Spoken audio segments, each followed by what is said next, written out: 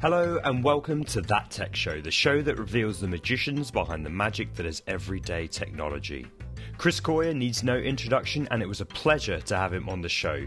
Being a front-end engineer as well, we were able to talk about CSS, front-end technologies, product development, and running a profitable business, virtual assistants, and of course, getting into the nitty-gritty of Codepen and CSS tricks. I felt like we could have talked for hours on this one, but alas, it had to come to an end. So here is Chris Coyier.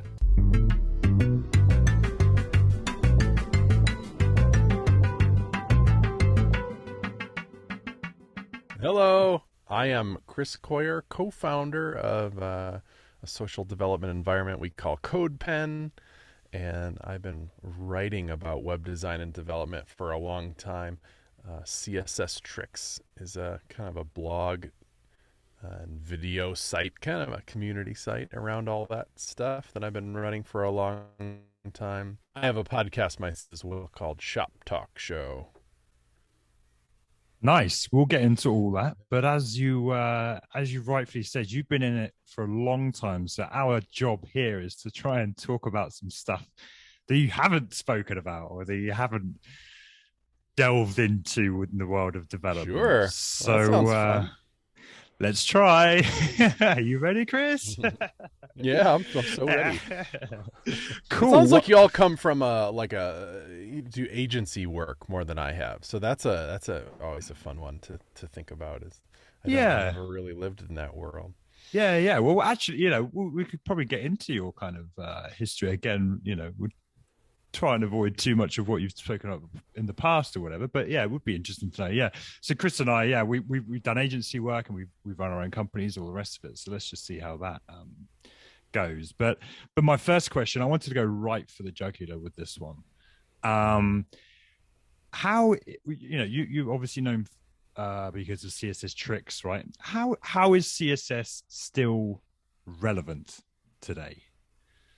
The language CSS, the language CSS, and the language of CSS. And I'll let see what you have to say about that. But I might, if you need me to give more context, I can do so. Well, I mean, I can take it at the surface level, and that it's relevant because there are no alternatives. It's the only way to style things on websites. So there's not even anything gunning for it, really. I mean, there is things gunning for the web as a whole. There's a kind of an eternal battle between will native platforms win? Because certainly you can make apps for mobile devices that don't use any web technology. They use proprietary tech behind those platforms, and that's an interesting battle. But if you're talking about building something for the web, that's literally the only language for styling things, CSS. You kind of have no way to learn it. There's abstractions, there's tooling on top of it, but it all ends up in the browser as CSS, and that's kind of cool. I lucked out in a way, having a website has that in the it's the site CSS Tricks is in a sense terribly named. It's not. I love to write about CSS Tricks, don't get me wrong. Like a good old CSS trick will get me going for sure, but it's been long since that's all we do. It's really just a site that just talks about building websites and the world around building websites, mostly from a front end perspective. Although these days what does that even mean? The lines are getting pretty blurry in the world of what's front end and back end and what anymore. But yeah, CSS, the language, is entirely relevant. I totally agree. I guess where I'm coming from right now, and I'd be interested to know how you perceive it. But a lot of my time working as a front end developer, it's I've met a lot of engineers and developers who have had a weird, strange relationship with CSS. A lot of them don't like it. They don't like CSS, and which is kind of weird. And we'll probably get into this idea of front end being a very UI designery type of thing, way back when in the 90s, into more of an engineering role now. But I find a lot of engineers they're resorting to using things like Tailwind and Bootstrap and all these libraries that basically inevitably help them avoid writing CSS. And I'm just super curious, one, if you've experienced that yourself, and where this has come from, really, this idea that I just know tons of people who just do not like writing CSS. I mean, certainly if you are on Twitter, you've heard those battles. I mean, it's probably the top front-end development battle is, or the thing that bubbles up to the surface so often is exactly how you put it. People just, one little tweet about somebody not liking CSS and it can turn into a whole ball of worms with them getting dunked on for even having that opinion, which feels a bit silly. It feels like there's a lot of, for lack of a better word, sensitivity on both sides of that it feels a little bit silly to me after you've seen that fight play out 15 times, but it does play out.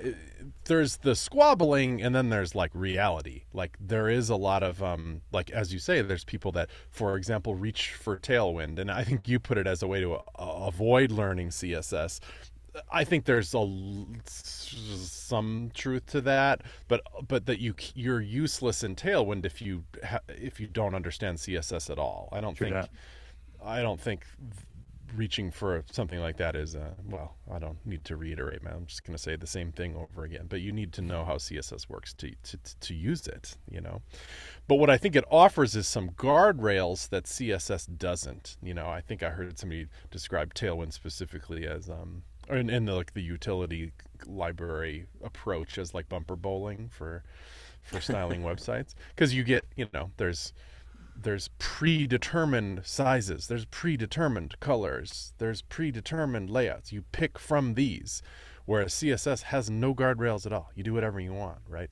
So I think the appeal of it is that, like, if I use these predetermined things, how that page is going to end up is maybe pretty nice. It's going to feel cohesive with the rest of the thing that I'm building, and that's appealing.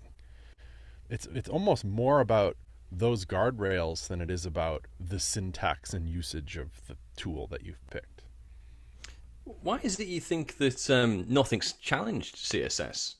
Because I mean, this might be a silly question, because like you could ask the same question about HTML. Why is nothing challenged HTML? But because again, it all compiles down to that. But why has there not been any sort of challenges in the last 30 years almost?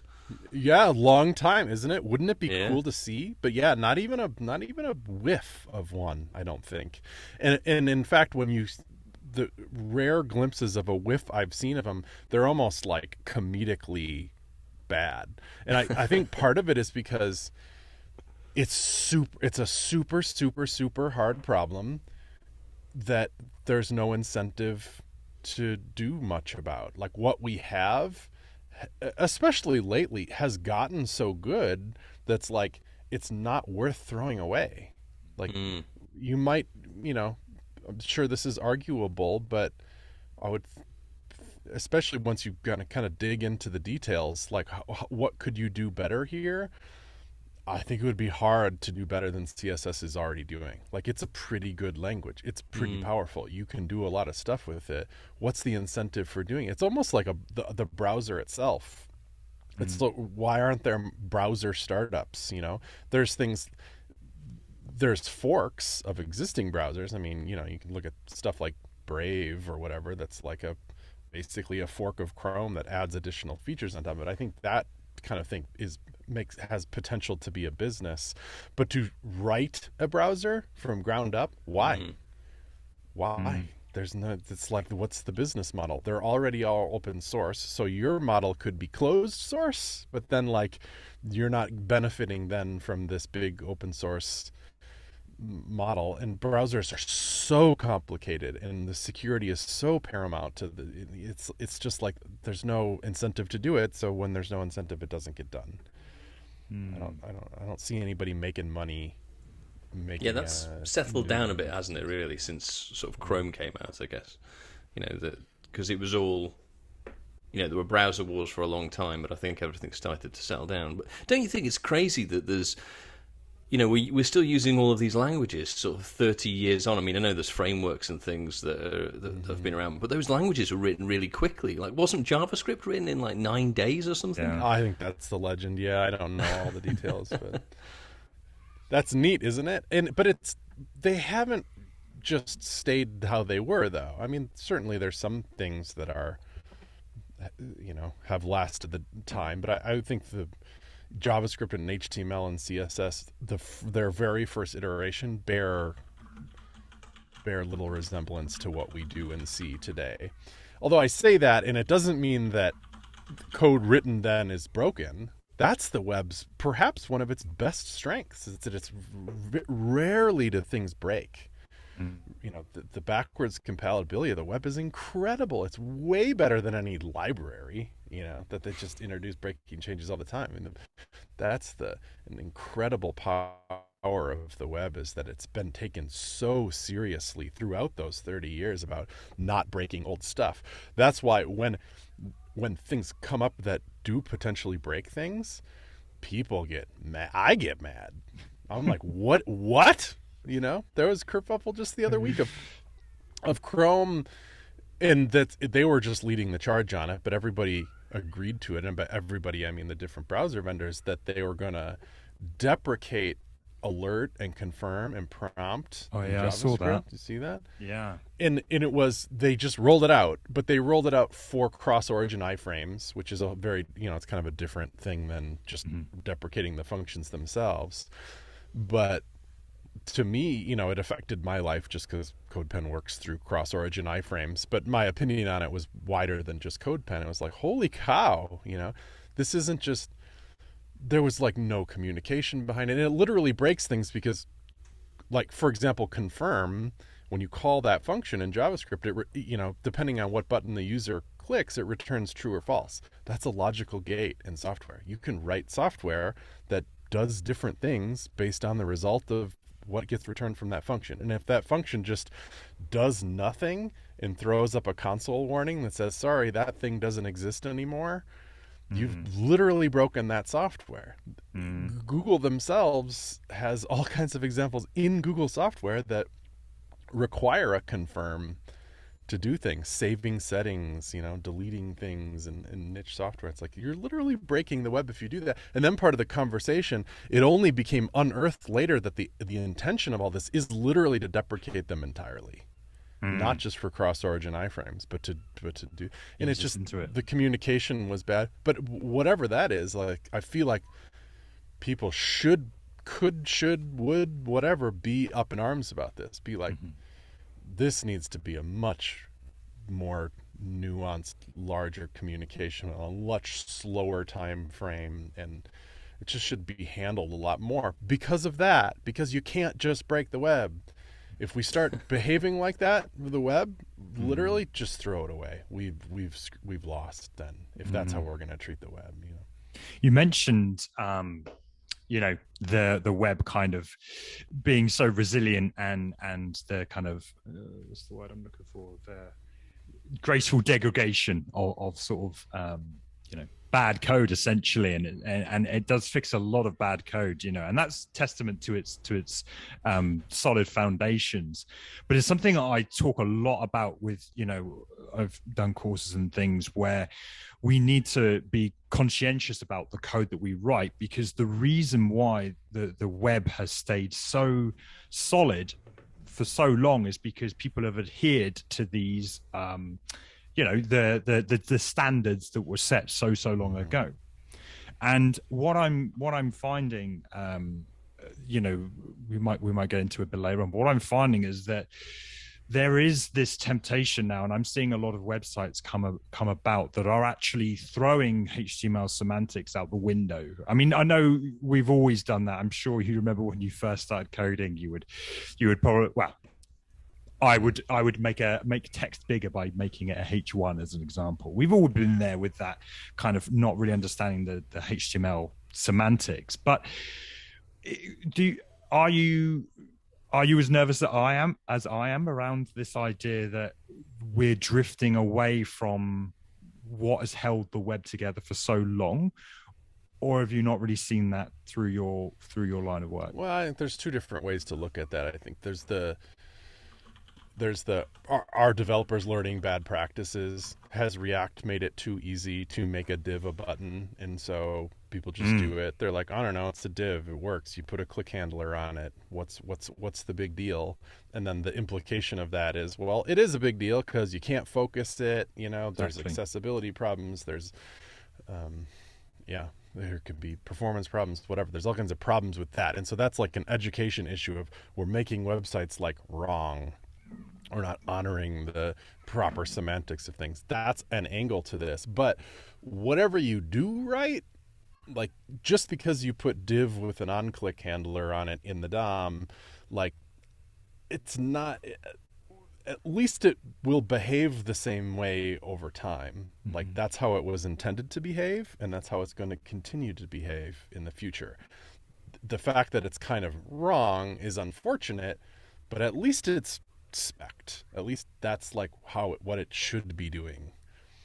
The thing that's worrisome is if it's, browsers rolled out a thing that's just like, oh yeah, we don't support on-click handlers anymore or whatever, like that chain, like next year that rolled out and now your website entirely doesn't work, or it works in an entirely different way than it did last year. That would be the problem. Like that would be a bigger problem than just like developers not coding as well as they should have or whatever. Jumping back a little bit, you mentioned actually, Chris, you mentioned HTML hasn't really been touched or whatever.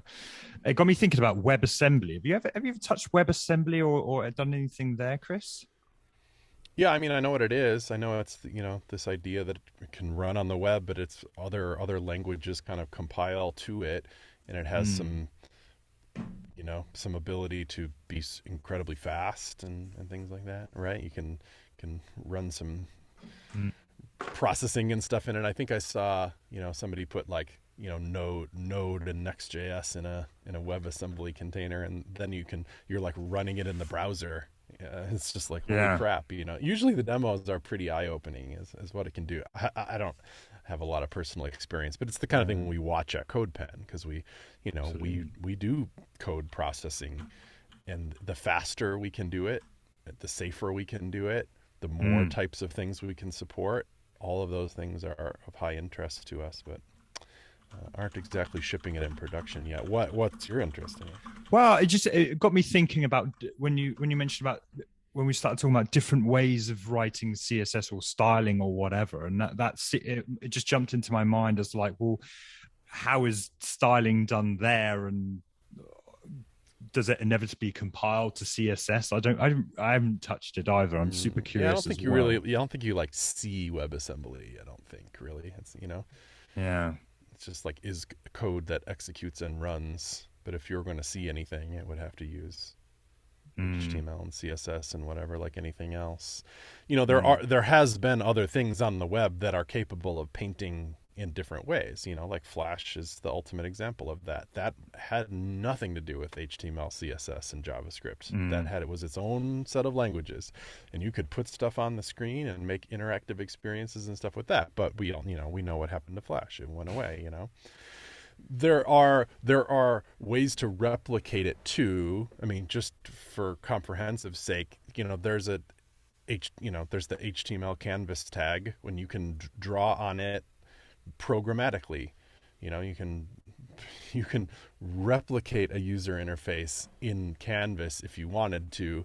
There's some occasional advantages to that, like it can be really fast and things. I've heard that Google Docs these days is kind of doing that for performance reasons, and then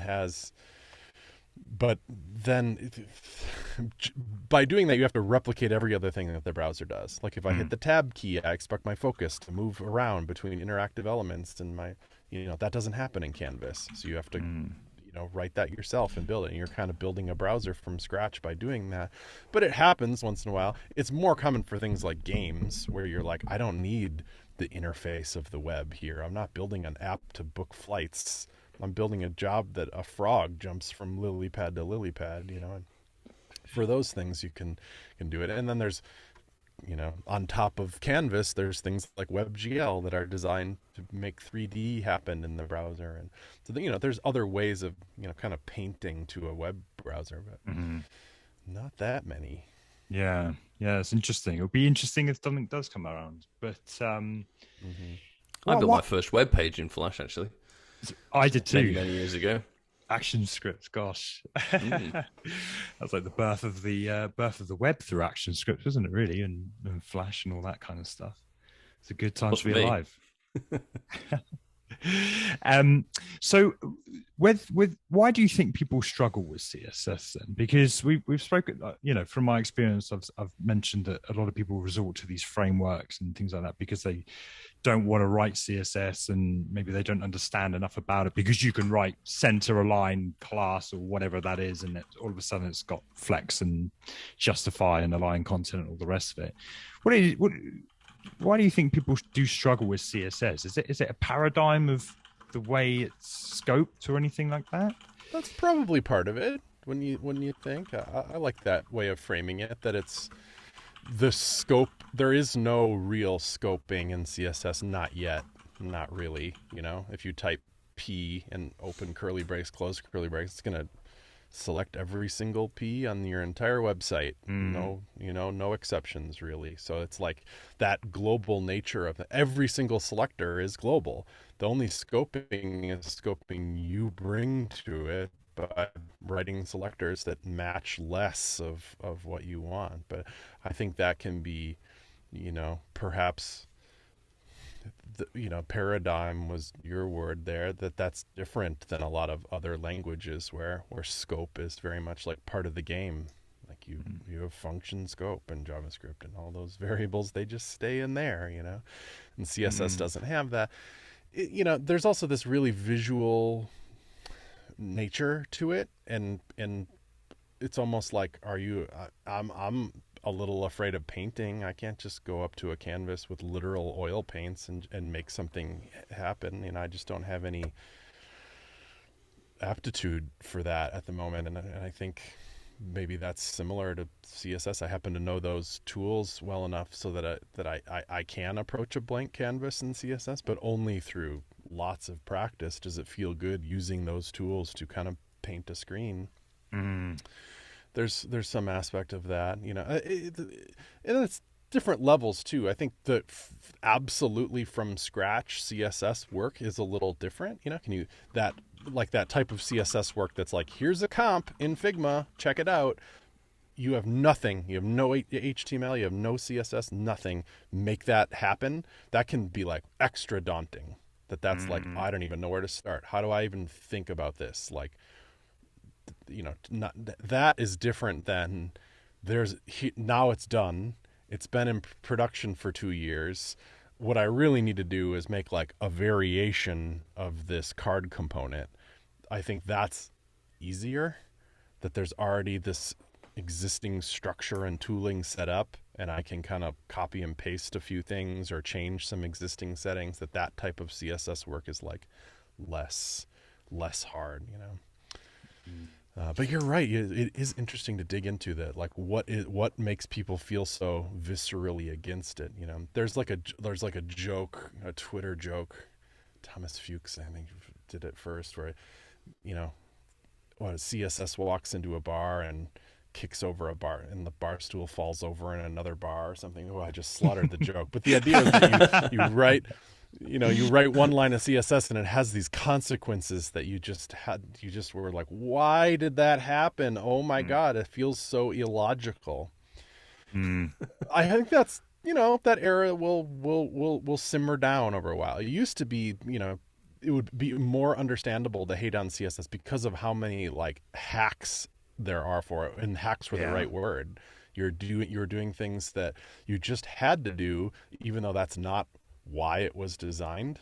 You're using whatever clear fix hacks and stuff just so that some columns didn't collapse on each other. Whoa, that's just, you just had to know that. you had to just be taught this really weird thing. It's like, oh, you got to go over to the jukebox and hit it with your hand in order to make it work. Is that kind of crap. But CSS has evolved a long time since then. I mean, most developers entering the field now aren't floating columns next to each other to make it. They're using Flexbox and Grid and stuff because that stuff is universally supported these days, and it's much more learnable. It's like it has evolved to this system of like, you can teach this and it makes sense as a sensical system, and it gets better all the time. I mean, much newer than things like Flexbox and Grid are logical properties, that these ideas that, you know, this is the top of the box, so it's called block start, and this is the bottom of the box, and it's called block end. And those things don't change when, for example, the writing mode changes. Left doesn't turn to right, it's still just the end of the block. Like these type of logical things that have happened that if you didn't come up with them might feel a little weird, and they do to me still. But if you learned that from scratch as part of the system, you'd be like, oh, that makes sense. You know? When you said CSS tricks, I was like, it kind of made, like, hacks is the first word that kind of came up. Was like, I'm probably nicking Chris's question here, but was that the kind of impetus behind CSS tricks? Is this idea that you wanted to showcase these hacks or you know, help people, because it was a lot of hacking around, you know, right. Was that I don't think I was afraid of hacks. Like that would have been a good post, is to be like, this is how you do. But I think I was more interested in, and still am, the outcome. Like you just do, this is what you need to get done, and this is what you got to do it. I'm not on purpose focusing on the hack. And in fact, I'd prefer to show somebody how to do something with no hacks. Just like, this is how you do the thing. Because there is plenty in CSS just doing things the right way that's still very weird, you know, that you just need to know. I mean, just yesterday I was working on a blog post about custom properties, which are relatively new in CSS. It's like a variable. You set these variables with 2 dashes in CSS, and then they can become whatever value you want to give it. And it's interesting. There's lots of things you can do with it, but I think it's still shaking out how best to leverage them in systems. You know, I think right when they came out, I was like, oh, I'll put all my colors in this, and then and that means I don't have to use SASS for my, because that's all we were using SASS for, is colors or something like that. That's like level 1 stuff, right? And then it gets more complicated. Like, what can I do with media queries with these things, and how can I use them to like leverage variations of my components and best practices of authoring, and then there's quirks, you know. So what I was working on yesterday is I noticed, you know, people running into this problem with custom properties of how and where they're declared, and it was just, it kind of breaks your brain how, because variables can have dependencies of other variables, and it all gets complicated rather quickly. And so I just wrote that up. That's like a prototypical post for CSS tricks, and the blog post, it's not even out yet. It might not be out for weeks, but I called it like the big gotcha with CSS custom properties. That's a perfect post for my site, because it's like, you know, it's not really a trick. It's just something you need to know about CSS. Yeah. So I mean, you know, you mentioned it's not just CSS tricks. You know, you do tons and tons of stuff on the web, basically. How are you staying on top of things when it comes to, because obviously a lot of people would look to CSS tricks to be the first one to really cover some of the latest stuff that's going on. How do you stay on top of things? Is it through Twitter? Is it just experimentation? Or? Yeah, a little bit. Yeah. You know, and just the fact that I have this site puts me at kind of a conversational center around this stuff sometimes. To get emails from people asking questions about stuff, and guest authors, you know, trying to write about new topics and stuff. But you know, it's a hobby of mine anyway, so I stay on top of it because I find it entertaining to do so. You know, I subscribe to a ton of RSS feeds from other people's sites, and I wouldn't say that we're on the cutting edge. We're not like breaking news for web dev stuff. If anything, we're quite slow behind. It takes me a minute to wrap my head around what the thing is and whether it's worth covering or not, and finding an author to write about it and all that. We're certainly not cutting edge, and nor do I care to be. It's not even the most important aspect of my career, really. In a way, it's just a big grown-up side project. I was going to ask how important it was, because your site comes, at the top of the list when you're just trying to work your way through a web project. And I think generally that, that it could be on any topic. It's not necessarily going to be on the cutting edge, is it? It's usually going to be some technology that's 3 or 4 or 5 years old, really. Yeah, we're really locked out that way, But a lot of this content, through not necessarily planning it to do that way, ends up kind of evergreen, because the web is kind of evergreen. It doesn't change all that much. That some 5-year-old article about how to do something on the web, it's still how you do something on the web. Less so with articles that are heavy on frameworks. If we had I'm sure we have some articles that use Moo tools or whatever on CSS Tricks. Do those have value to developers anymore? Not really. Well, to the people dealing with legacy, I'm sure it does. But right. But your site's definitely up there with Stack Overflow, I suppose, as well, in terms of in fact, actually, there's links across the web between CSS Tricks and Stack Overflow and Codepen, actually. So I think you're kind of in there in sort of the developer resources. You're kind of right front and center. Yeah, I mean, that's nice. Stack Overflow has, this is just a side, but sometimes you'll answer a question on Stack Overflow, and the best answer is can you show me? Can you prove it? How do you format this date in a certain way or something? The answer that you need is code, but it's more satisfying to see the code actually working than it is to see code that you have to copy and paste and then hope it works or something, or test it yourself to see if it works. So that, I think that's what you mean, is that there's answers in Stack Overflow that are just a link to a pen. Well, yeah. And then they banned it, is the aside. They said, you can't do that anymore. Have they really?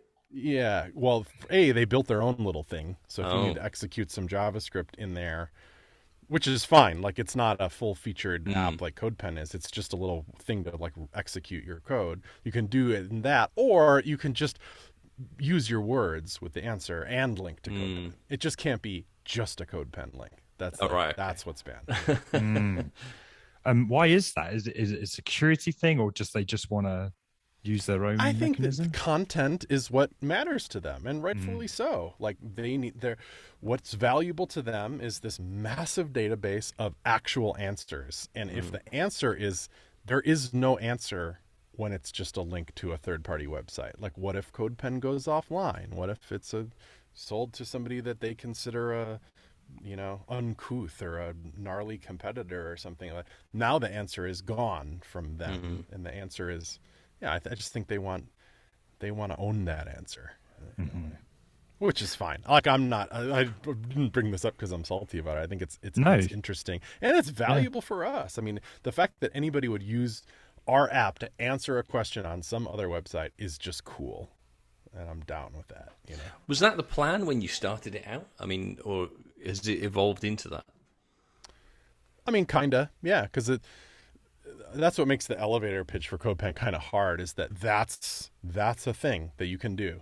Codepen can be a little place to write some code to answer somebody's question, but that's not good enough, that's not really a particularly ambitious, startup investing worthy plan, I don't think, so, but that's not the only reason. If you build an online editor, that's one way that you can use it. Another way you can use it is, let's say you're an artist, you're a code artist, and you just want to use it because you just prefer the social features of Codepen, for example, because when you build something on Codepen, it's a little bit like any other social network. People can comment on it and like it, and we track the views on it and clicks and stuff on it, so we can make it part of the grand algorithm of Codepen and make sure that it's surfaced higher in search results and and things like that. So if you're an artist, why wouldn't you use this? Because then you get some of that, that dopamine available to having your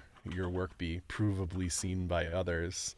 So that's fun, but is that enough too? Those are two very different things, you know. But other people, coworkers, use it to pair program together, to suss out a problem, you know, because they like the little isolated environment. Or people use it to literally build little websites and deploy them, as we have that as a feature. And so there's all these little things. Like once you have a code editor in the browser, as we do, the equation of what people want to do with that is a little wider in scope, and I think that's fun. But what was the plan when you came up with it initially? Like, was it all of those things, or did you know, was it a small idea that's turned into this big thing? Mostly that. It was. I already had CSS tricks, and like Stack Overflow, what's satisfying when you're reading something about tech, like how do I do X, the most satisfying answer is to see it be done. How do I do tabs in React or whatever? I want to see an actual example of it. I'm not just going to like trust your code dump, right? The way that I did this from day one for many, many, many years was to author demos locally on my computer.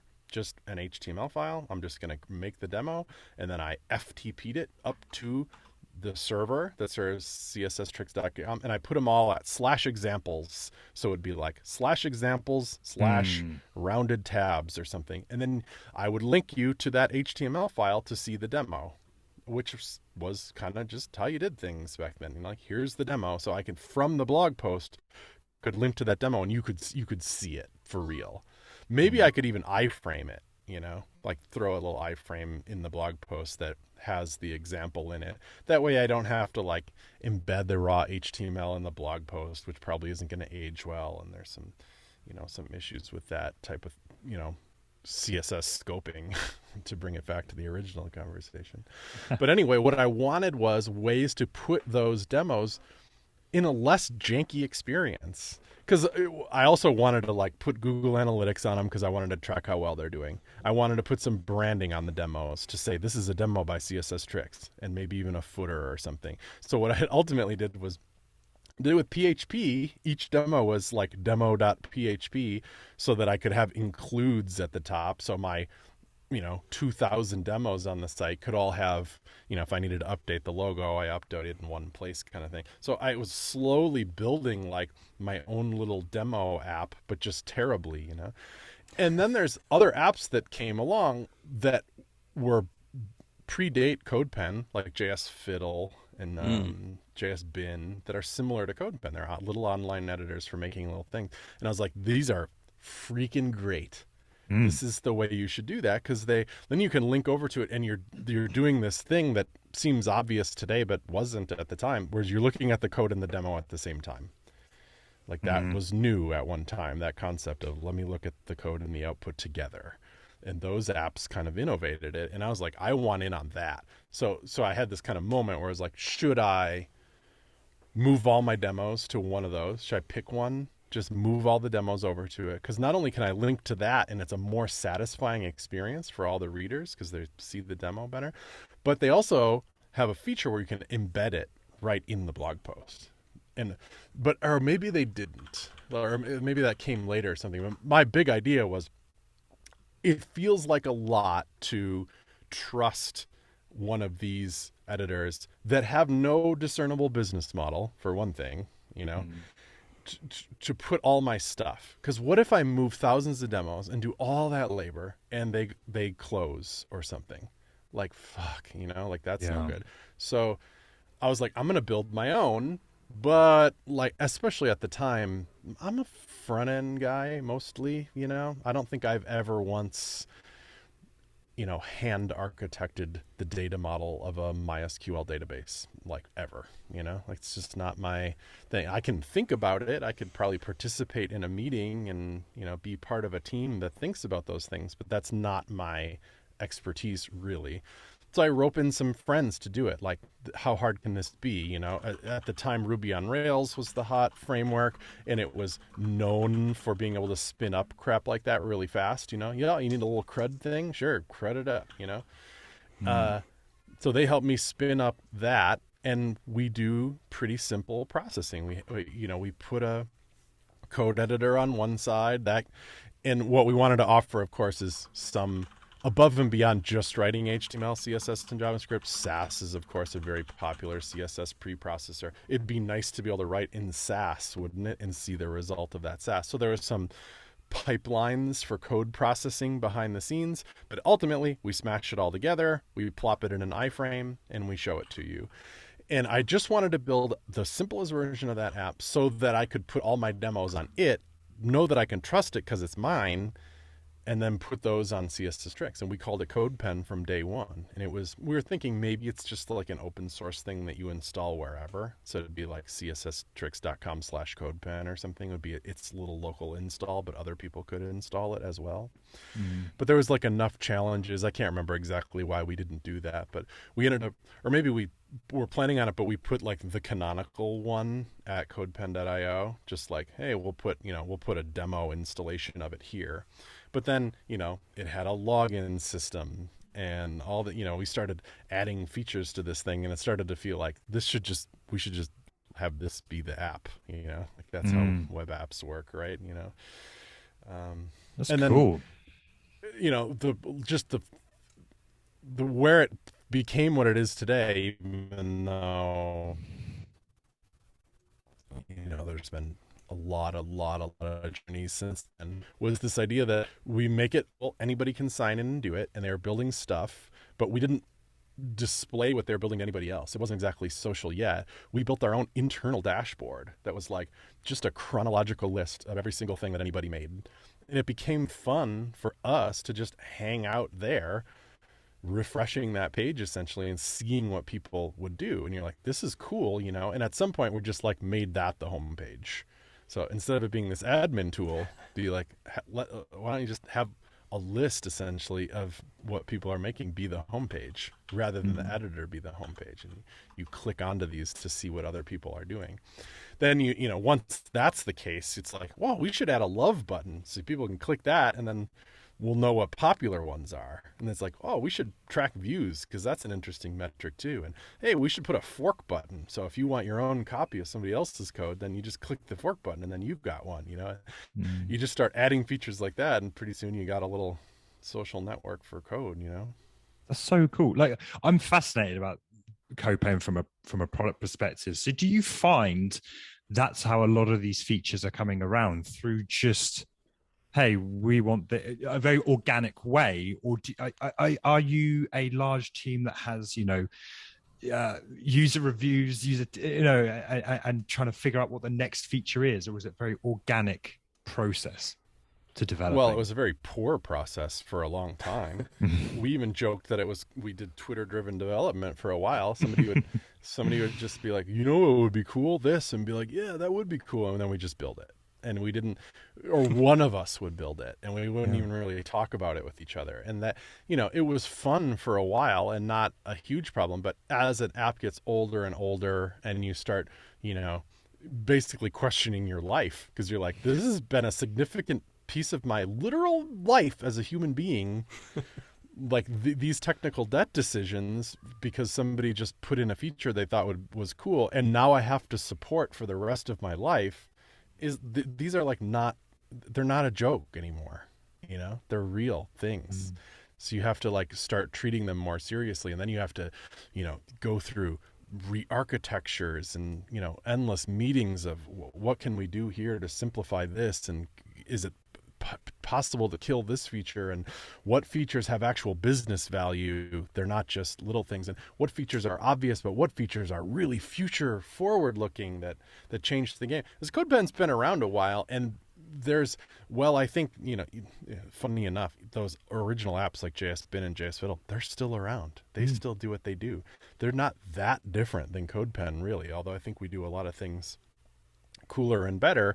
They're not worlds different. But along the journey, there's been next gen code editors that can do things that Codepen totally can't do. You know, I don't think we're like the coolest kids on the block anymore as far as all the things that we can support. I like to think we do it fast. We're super reliable. We actually have a business model. We have a dedicated team. We have fast support. We have all kinds of like things going for us. But there are some hot kids on the block doing cool things. So we need to be thinking about like, well, that's not cool. You know, like how can we leapfrog things. You know, we're not interested in just sitting around being what we are forever. We have to make decisions about what works for us, how can we take our experience and bring things to the next level, that kind of thing.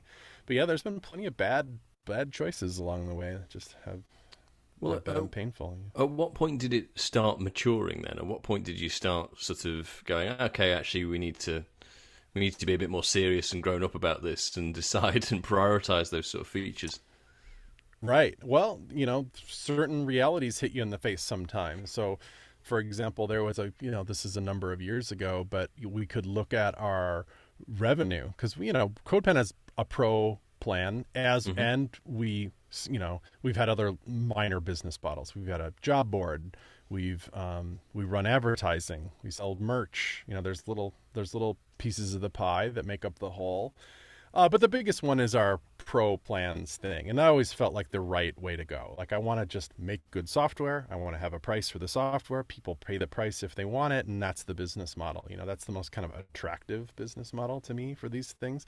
We run ads partially because it's everything is public on Codepen, and most usage of Codepen is free, and there's a lot of traffic for it. Like you said, it shows up in search results a lot, So to like earn nothing from a free user doesn't feel as right as running a little bit of advertising on the site and capitalizing on the high traffic that we have. So that's nice. Maybe in a perfect world we wouldn't do that because we'd be doing so well otherwise. But anyway, so we can look at our revenue. Of course we can. We're a business, right? We can look at all the numbers. And it's, I don't think anybody would salivate at Codepen's trajectory over the years. I mean, just to be quite frank, I'm proud of what we've done. We have a team of 10 now, or 9, I guess, as of today. Sorry, we didn't fire anybody or anything. That's not weird. We actually gained 1, and we gained to 9, not 10, which is great. We're hiring, yay!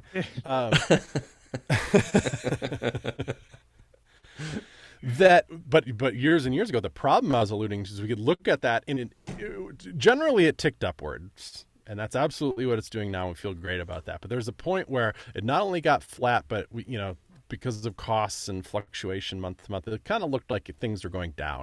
And when things are going down, that's bleak in a business like ours. Those are bad conversations because you can't run your coffers dry at a company, right? And just be like, oh, sorry, we can't make payroll, turning off the servers, bye. Like you're ruining your career after that. Like you've lost trust. That's just extreme mismanagement and misrunning of a company. So you can't do that, right? And nor do we have any desire to do that. Like we've always said that, should we screw up Codepen so badly that it can't operate as a business anymore, we'd still find some way to never kill those URLs. We'd find some kind of static way of hosting them that's cheap, or find some sponsors. We're not going to like turn Codepen off ever, even if we really ruin it, right? So when you're in that situation of things are going down, then you're like, what does disaster planning look like? How can we cut costs? How can we right this ship so that we're either going up again, or that we've slashed enough from this, that we've done enough disaster planning and acted on enough stuff that we're okay, that our runway is back to infinite. Infinite runway is where I like to be. We're making more money than we're losing. We're not a startup in that way. I'm not like hiring 15 people just to burn through it super fast and either fail or we don't. It's just not my style. So anyway, that's when things got real. That's when things are like, so, when we're sitting around doing disaster planning, that's a sobering moment, and that's when you need to turn things around or not, and I don't think we're unique in that. A lot of companies have faced that, and we've gotten through it a couple of times. There you go. And our latest round has just been really positive. It's been, it's been a lot of, we're really tech focused. So maybe to our detriment, sometimes we don't like solve problems with like, maybe if we did better marketing, that's like almost never what we do. We do like, let's change the product, and in a way I feel okay about that just because of how high our traffic is anyway. Like we have a crap load of people sign up for Codepen every day. It's all over the place. We have these embeds like I talked about. That's why we built Codepens. You put these embeds on CSS tricks, but Google uses it, the React docs use it, the Vue docs use it, Smashing Magazine uses it, the MDN has it in places. It's like people see Codepen. We don't have a lack of awareness of what Codepen is. We have a lack of people that sign up for Codepen and then never choose to go pro. So to me, it's the product problem. And to us, it's like, let's fix the product. Let's make sure that technical debt is at a minimum. Let's have a vision of where we want to take this thing, and we'll get there, fixing it along the way. And that's where we're at now. So I feel just like this compared to 3-4 years ago, of a happy bad. When it gets used on, React docs or Vue or Ant Design, I've looked at it recently as well. Use Codepen. Do they pay for that functionality as well, or is that part of the freebie? Pretty much. Isn't that sad? The problem is, we face certain competitions. Like they might use us because it's free, and if it wasn't, there's so many Codepen competitors that they would just use one of those, So it's one of those things where it's hard to, like, it did come up. I mean, Google has this new course they launched, it was a couple months ago now, maybe not quite, but it's called Learn CSS. Now, if you type Learn CSS in the browser, you can go right to that Google course. Super well done. High five to the team that did that. There's over, 200, 300 Codepen embeds in the thing. Wow. Guess who's got more money than God? Google. Guess who should have probably paid, doesn't it seem like, I would think an adult looking at the situation would be like, what did you earn from that Codepen? Oh, it's nothing? Are you crazy?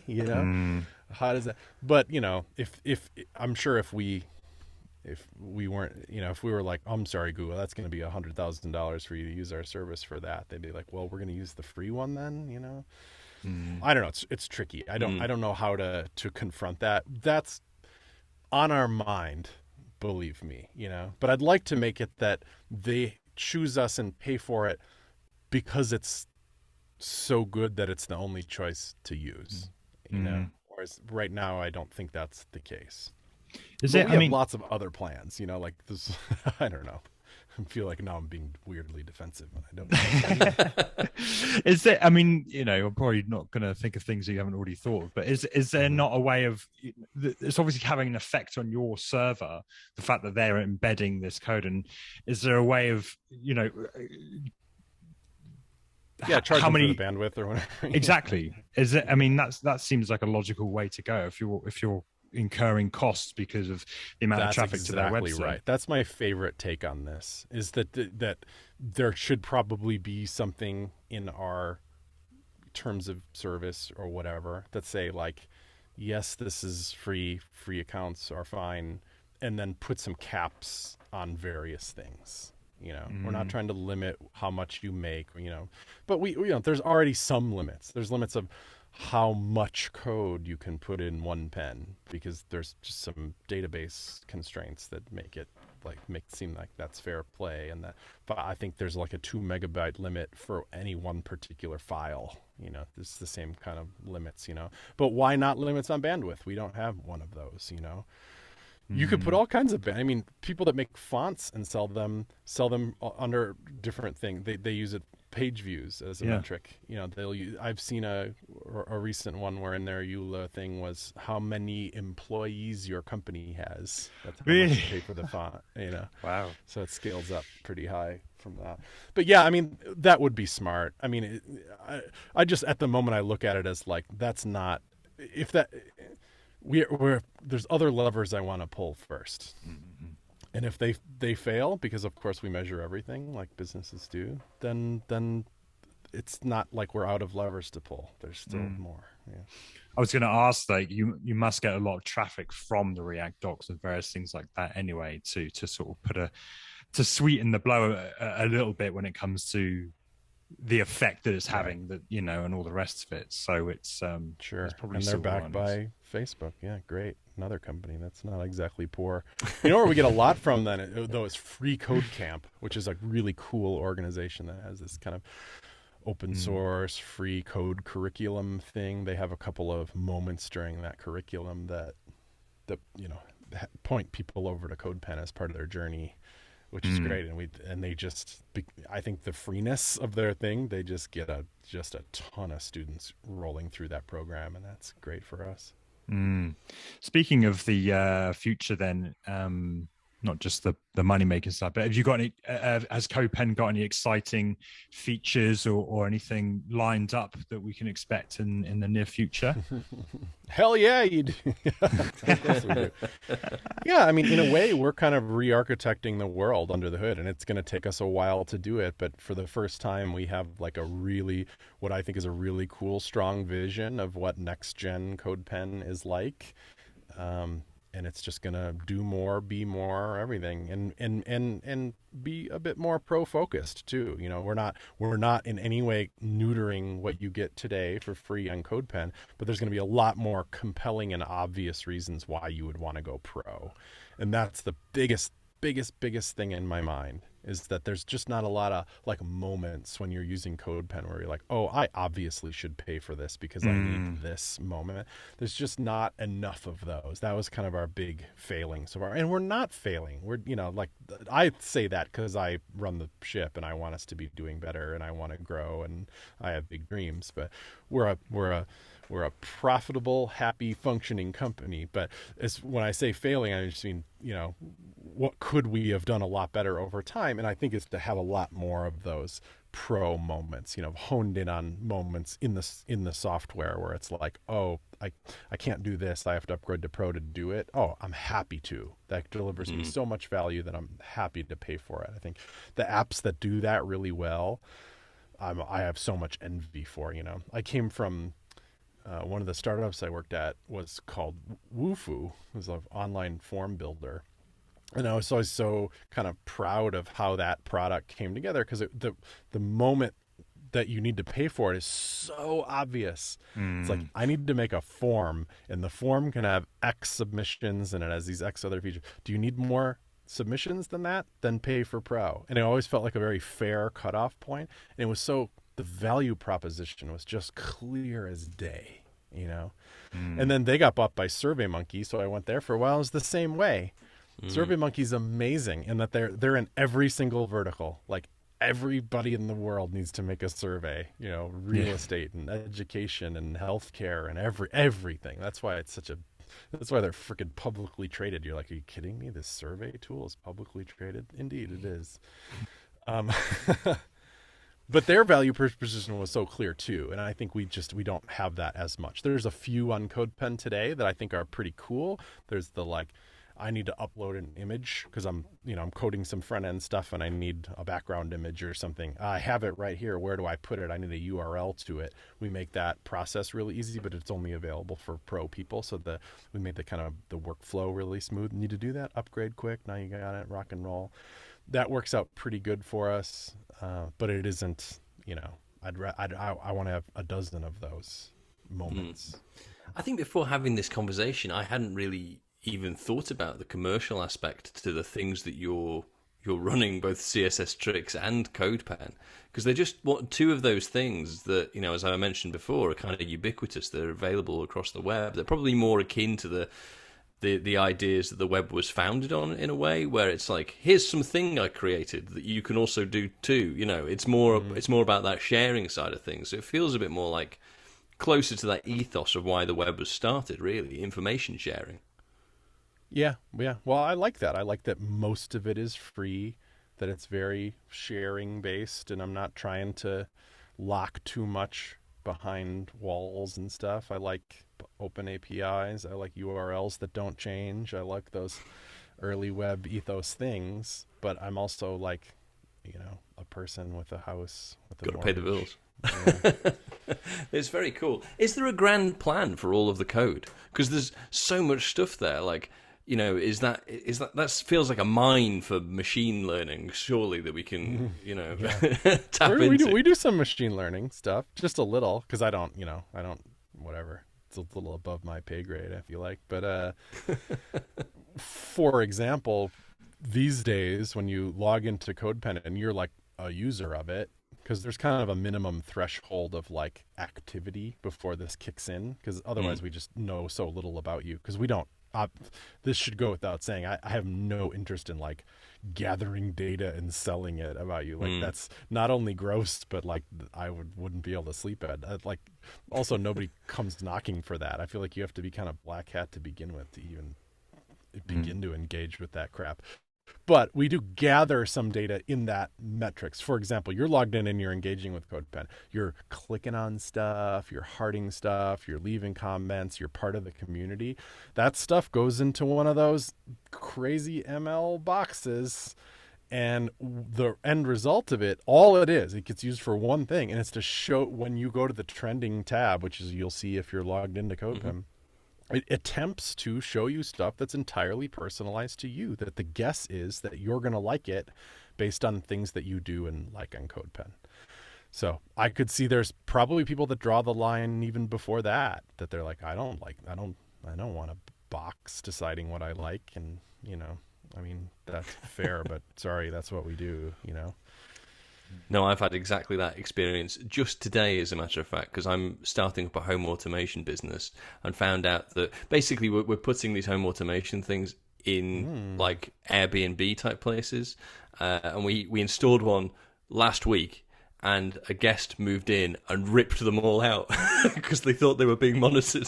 Jesus. Oh, my God. Been bugged. So what is the answer to that? Better communication or better hiding? I don't know. I think it's probably better communication, because actually we're not listening to them or spying on them. Like, it's just so they can turn the lights on and off and the heating, and we know if they go over a certain volume.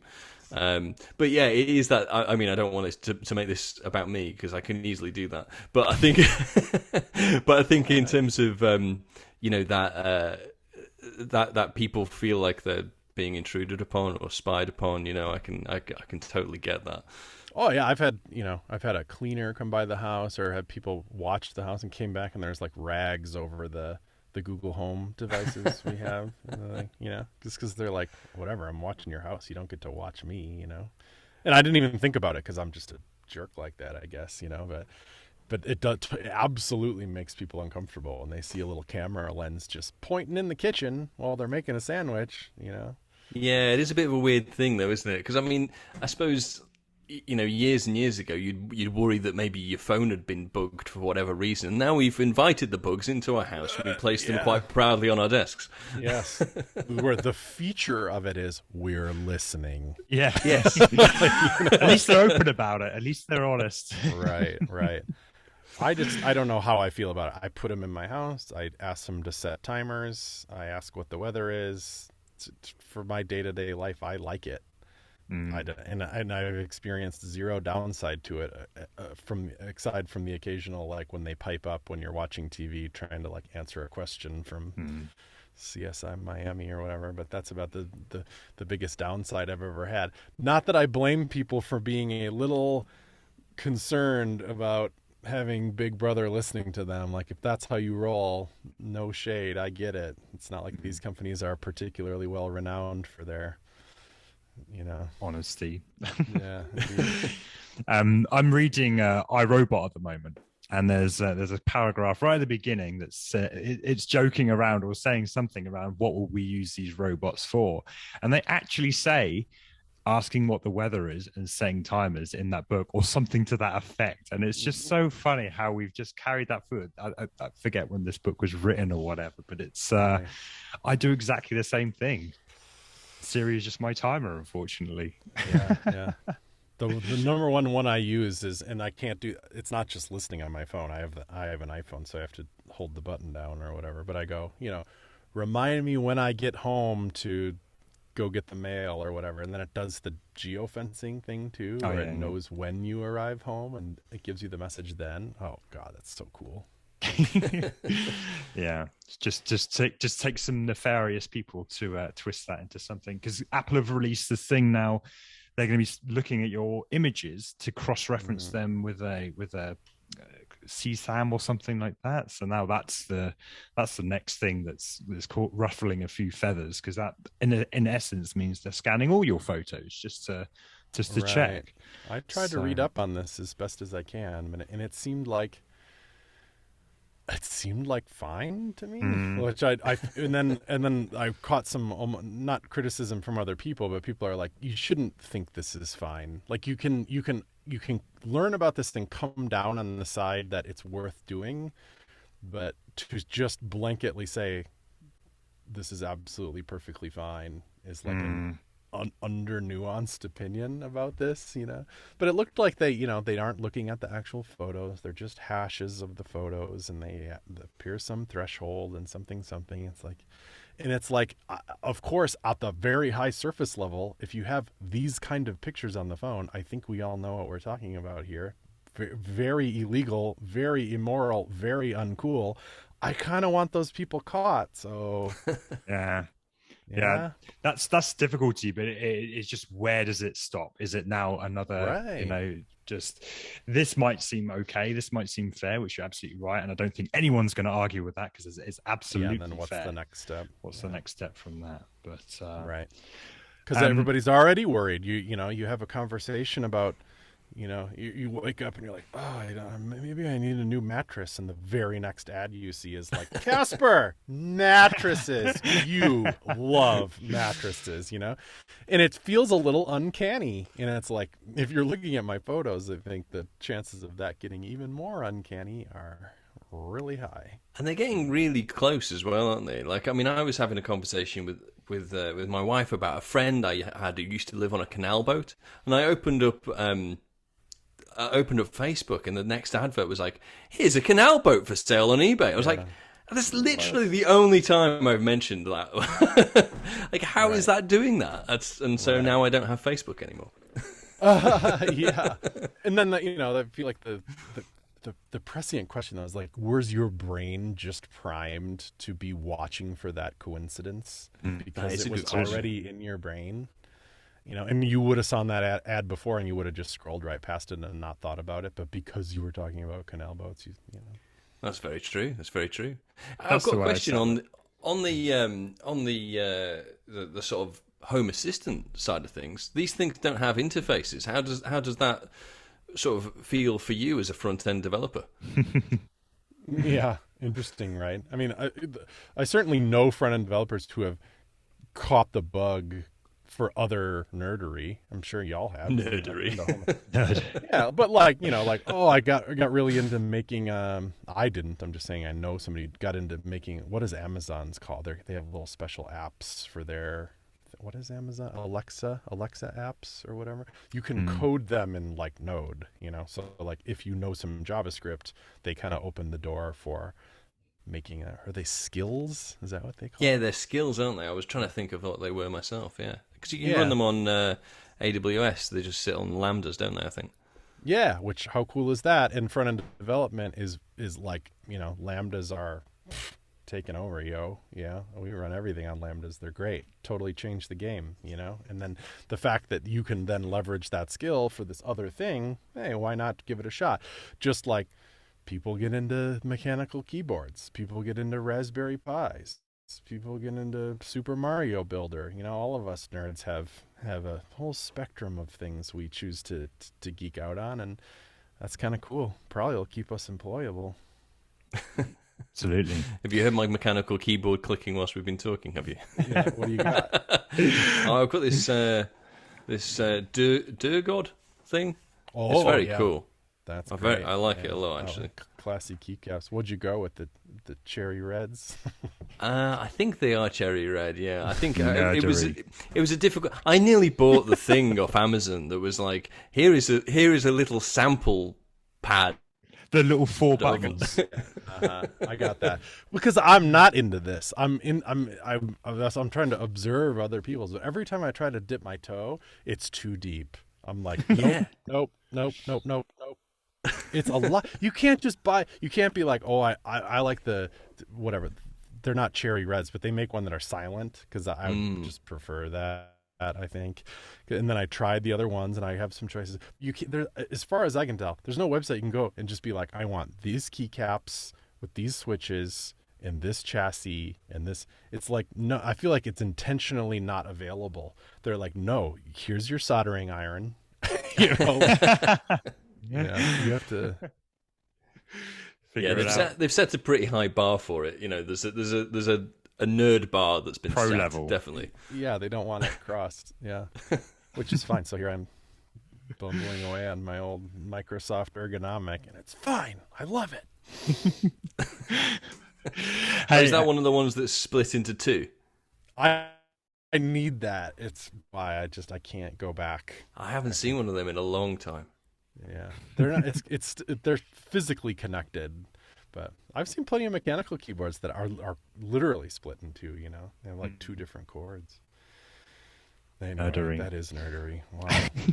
I had a question that I really wanted to talk to you about because it's something I've been thinking about for many years. Like, I've forgotten where I heard you talking about it. You mentioned it, and it wasn't really elaborated on. But I'd love to get your insight. And it's around this idea of front end development and these kind of two roles. And this is not going to be a new idea, absolutely, because I think this was like 2018, 2019. I heard you speaking about it. It's these two ideas of, you know, one spectrum of front end developers really going heavy on this engineering route, and another side of it being, you know, as we spoke about right at the beginning, the kind of UI I call them engineers and UI developers, and this kind of distinct separation of the two, and how it's really quite a difficult or hard thing to navigate when it comes to hiring. And I've absolutely been speaking about this for a long time. I'm wondering if you had ever got any kind of anything's progressed with that, or have you got any thoughts that you'd like to elaborate on with that, into why it might be there, where it might be going, or anything like that? Yeah, I mean that was definitely a big part of my brains for a couple of years there, because on my shop talk show it started kind of with a series where I was like, we named the series How to Think Like a Front End Developer, and then interviewed lots of people and said, you know, like, how do you think about this job? Do you self-identify as this way? And then, like, kind of, if so, what does that mean to you? And got lots of answers about what it is. And that kind of turned into a talk. And then more and more I got to this, you know, this feeling that there's front end people, which the word front end to me still, that feels fairly well defined. I'm like not that worried about that as a term, because it largely just means the browser, and that back-end developers means like the server, and that's like a okay distinction, and you can specialize in those places. But the browser has just gotten so powerful as a tool that what you are doing there is like too much for one specialty. Absolutely. You know, it's just too much. And that when kind of modern JavaScript arrived, which is like, you know, post ES6, like the big frameworks have fallen upon us, the React and the Vue and the Angular and the Ember and stuff, that those became so big. They're big individually, and combined they're everywhere. That they took over in this way, and that JavaScript is not optional, right? Like you have to dig into that framework, and that framework is JavaScript based. That can be your whole life as a front end developer. You can know nothing but that, and have everything that you know revolve around that world. And then there's all these people that kind of existed in front end development roles before that happened, and had no occasion to learn that stuff. Like they were successfully employed, they were making money, they were making their clients happy, they were kicking out WordPress sites, they were making craft sites, toss some jQuery on top of it, they were, you know, making their little slider plugin, they're just doing great, you know.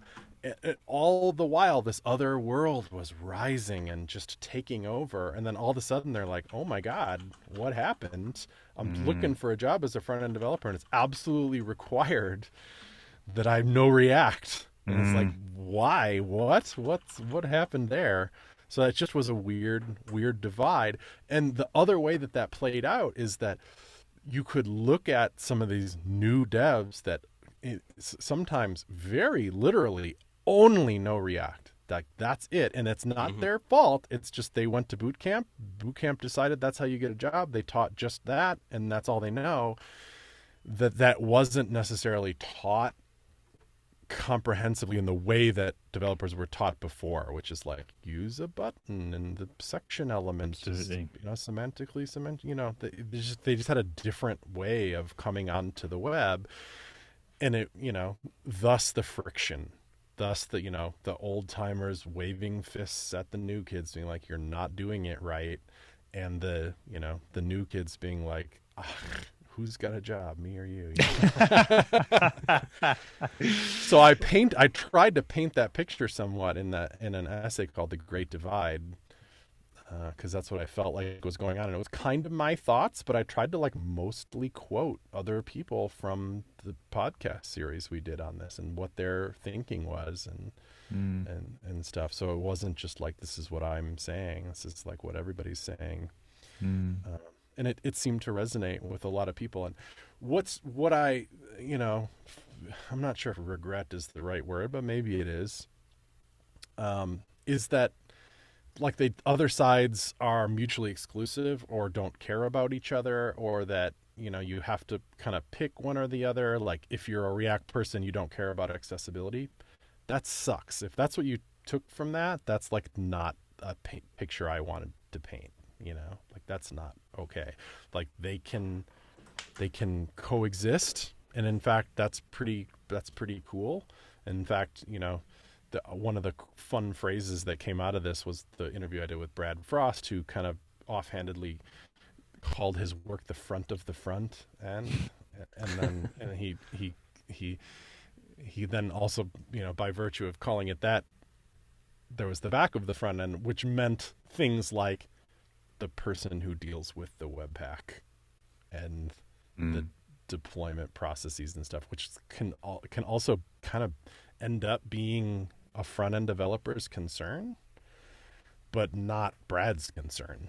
But Brad wasn't saying, I don't like that kind of work, I don't think it's important. He's saying, what I want is to sit right next to that person at my job.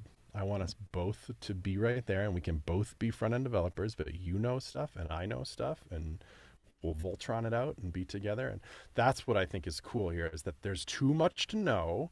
So let's try to split up, and we can continue to grow throughout our career. And I hope that you do. And so I had this kind of imagery of like a tree, like a literal tree, like a trunk, and then the branches branching out from it. That we start out with some foundational skills, like all of us, basically need to know what HTML is. Even if you're writing JSX, you're still writing HTML, and then our interests branch out heavily from there. That, any two people have all kinds of different branches of what they know. Some people can go really deep on performance. They're reading those dev tools charts and waterfalls and figuring all that stuff out. And just because you don't doesn't make you any less of a front-end developer, because chances are you're more about image optimization or popular interaction patterns, or nuanced accessibility concerns and stuff. It's just, that's where we're at, I think. I don't think that's changing. Yeah, I think I sort of, within my sort of sphere of influence, I think I came to a similar conclusion, really. It comes down to, ultimately, it just comes down to respect. And whilst not completely ignoring it, because that's, not my job, or that's not my role, or whatever, it's understanding where those people fit in. And exactly that, these people working alongside each other and respecting each other's role, and know where they all kind of fit in together. And for the individuals to recognize that within themselves, to know, just like you said, there is so much to learn, that it's it's. I was going to say it's not your responsibility to learn, or don't quite mean it like that. It's just don't feel overwhelmed and know that there are strengths, because I know plenty of amazing. Again, I used the term that I concluded, which was front-end engineers, which they work heavily with the logic and the Webpack and all the rest of it. They oftentimes they suck at CSS, which brings us full circle to my original question around this idea around CSS being this to this side of front end engineers.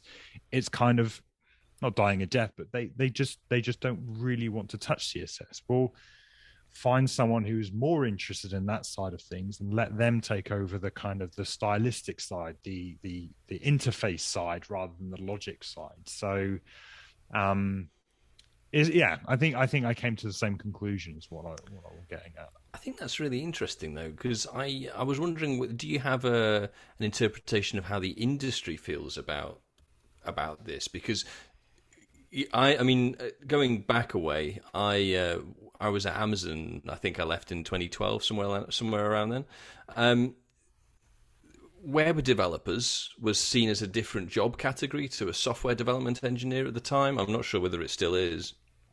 But there was obviously a lot more respect put on back-end engineers versus front-end engineers. Do you think that's still the case? Yeah, because that front-end is a lot more complicated now.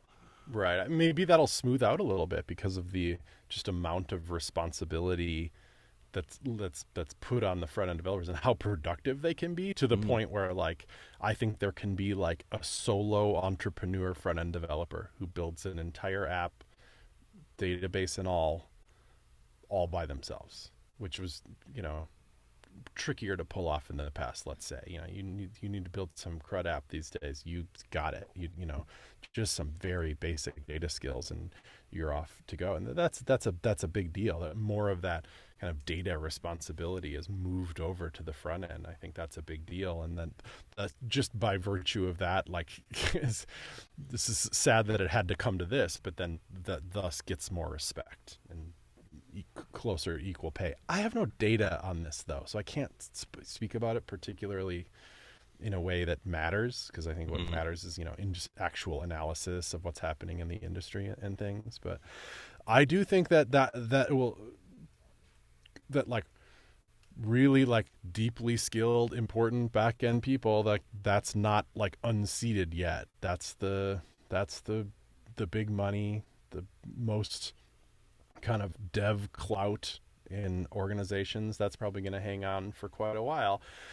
And this is probably somewhat of an unpopular opinion in front end development, but I don't have like a huge problem with that, because in my career, sometimes those really deep back end people are doing work that is kind of inherently they face bigger problems than I face. Like, I'll get a ticket and I'll be like, oh, the alignment of that icon on that button is totally wrong. And I'll fix it and nobody cares. Like, it's better for it. There's polish. It's like important and I like that work and it's interesting to me. And then back-end developers will be like, I don't know, like, we're losing 15% of our server power and it diminishes over time. And, we found out through detailed log analysis that, whatever, these things that are like, they're not just my lack of understanding that makes them sound complicated. They are more complicated.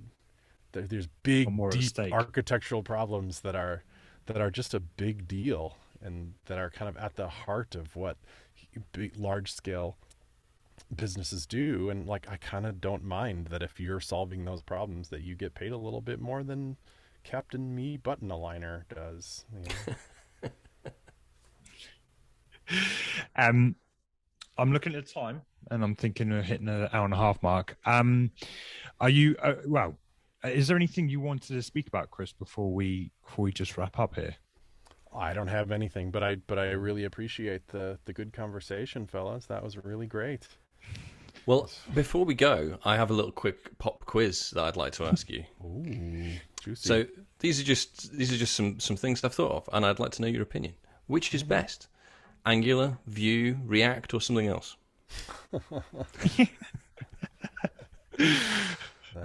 That's hilarious. Like I have any idea. I've never written an Angular app, so I have no idea. I've only dabbled in Vue, but I'm very compelled by the Vue feature set, how positive the Vue community is, how the leadership of Vue has its head screwed on straight, and its direction looks good. So I'm very compelled by Vue. But I've met some, there's nice people in all these things. But I'll say that I think React is kind of OG on the, was such a tremendously good idea at the right time and did a lot of the right things, and I like how kind of unprescriptive it is about certain things, and I'm a fan.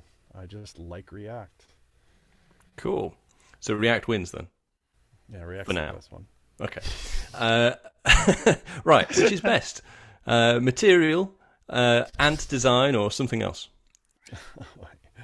I barely even know the difference, really. Material's the Google one, right? So it probably is the Google one, yeah.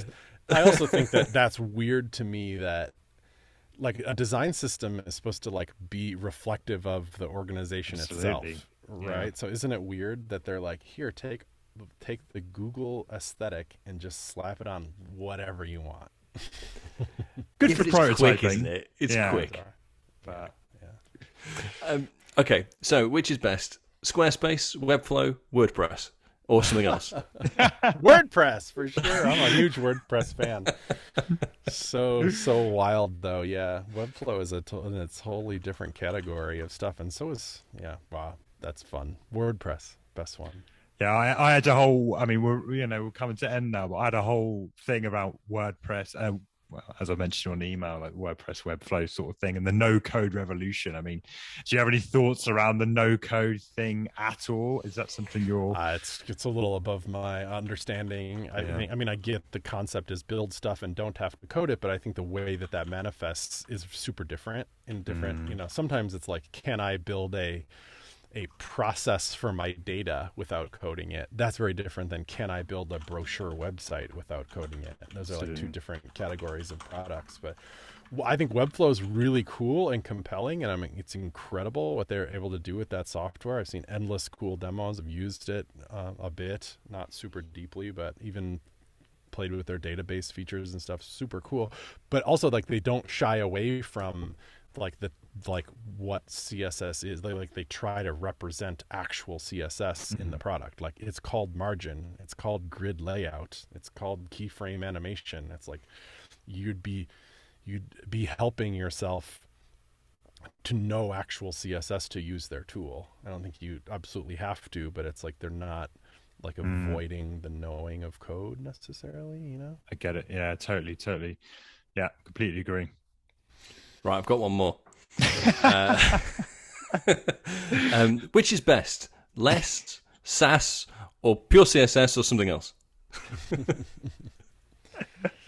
I like SASS with CSS modules. That's the best combo for me.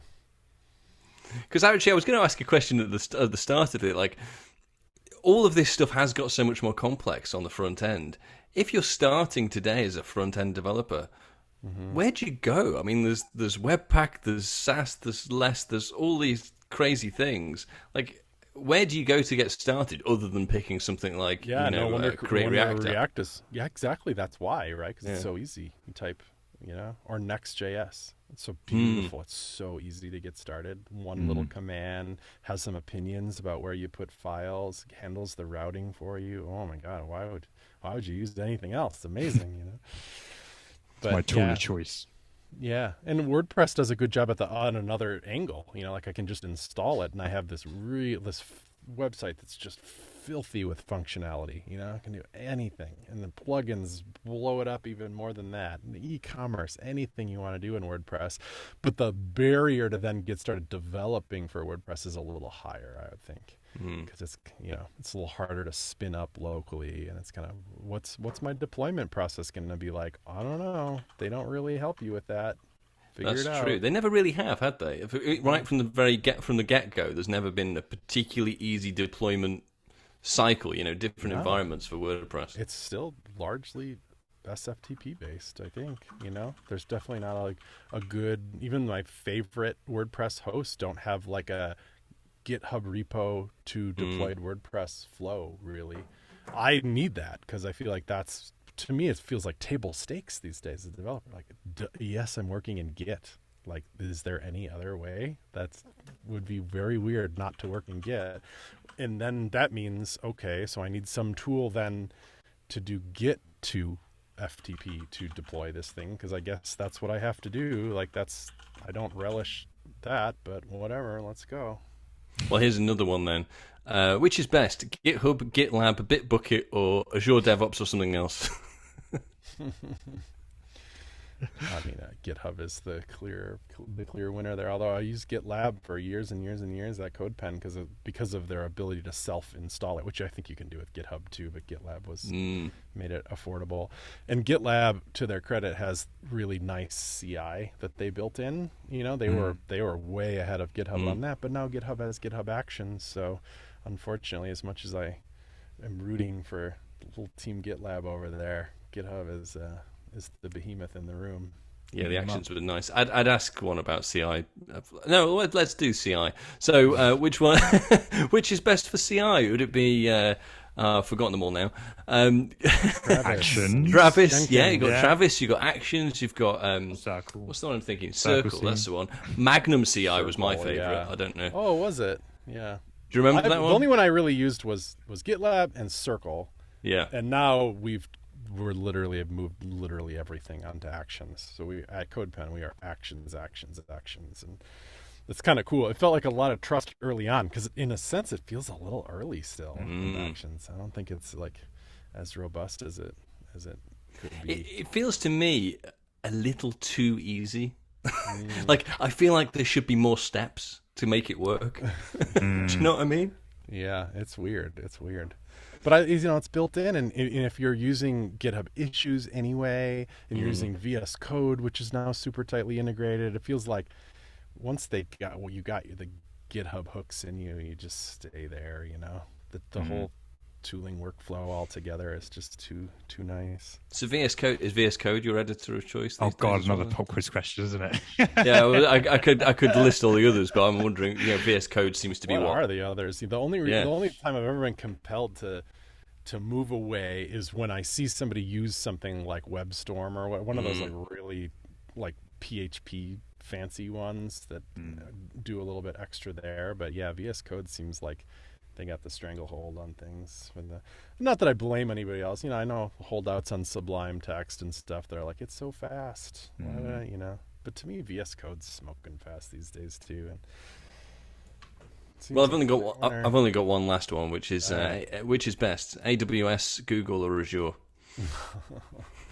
We're all AWS at Codepen, and I think they're generally ahead of the game, and people play catch up to AWS generally. So you'd use the other one if they gave you a good coupon for your startup. Or something. Absolutely. Well, I hope those answers help people because these are difficult decisions, and actually, I think it's really useful to have somebody else's perspective on them. It's helped me. I know what I'm doing when we get off this call. It has some big stuff going on too, and I'm pretty sure this is true. Is that GitHub Actions is just Azure DevOps under the hood. So if you're doing all your AWS stuff, but secretly you're using Azure too. Well, I was my last major project. I was using Azure DevOps, and it was the first time I'd really heavily gone into the Azure world since I hated it. Since all of the previous stuff, and found it to be amazing actually. And then I think the GitHub Action stuff. I think it just simplifies it a lot. I think it's nice. I think it's a good tool set. It really is cool. It's cool. I like this new world where we make PRs and a bunch of fancy crap runs that tells us how we did. That feels very like adult and modern and mature way that development should be happening. And now it's like the standard, and that's great. I think it's really nice if you've got it hooked up to other things as well. Like some of the other integrations with like Netlify, I think is great for, you know, it'll spin you up a little demo app of the thing working before the PR's approved, or Sonar Cloud, for example, when it's going to give you all of your, you know, your code reporting. Like that really does feel very grown up. It feels more professional now. I mean, think of what you could do. You could run accessibility tests. You could run performance tests. You could run that, like code understandability or whatever SonarLint does. Doesn't they do that? Like how complicated your code is. Yeah, complexity. Yeah. You could run optimizations. You know, auto optimize all your images. You know, I think that like a end-to-end test, all your integration tests, all that stuff. Like, it's amazing what you can do. I think no company's got them all, but you almost should, you know. I feel like that's kind of the future to me, is that every code base has that full set. Every possible good thing you can do with code, you're doing it. Well, I feel like it's one of those things where there's sort of a collective hive mind across the industry where everybody is always trying to do the same thing at the same time. You know, you go back 10 years ago and people were starting to experiment with CI. I think these days everyone's wanting to get to that full stack selection of stuff. You know, they want to have all of those integration tests and running in various different modes and the code linting and all that sort of stuff. You know, so I think it's not almost. It's another job. It's yet another thing. But I think that's where we're going, isn't it? I think that's the next couple of years for us as an industry, is getting all that stuff together and. Right, and if you know that stuff, I think it dovetails pretty nicely into like kind of server management and deployment type of work. So that's DevOps. That's what DevOps is. You know? Well, in the midst of that, you came up with filthy with functionality, which I think was describing WordPress. I love that very much. I would very much like that to be the title. I'm going to make a proposal for that one. Think of the SEO, though. Think of the SEO. Great stuff. I think we should wrap it up there. So thank you so much for joining, Chris. It's been fab having you on the show, and thanks. Sure thing. Take care, guys. See you later. Nice one. Cheers.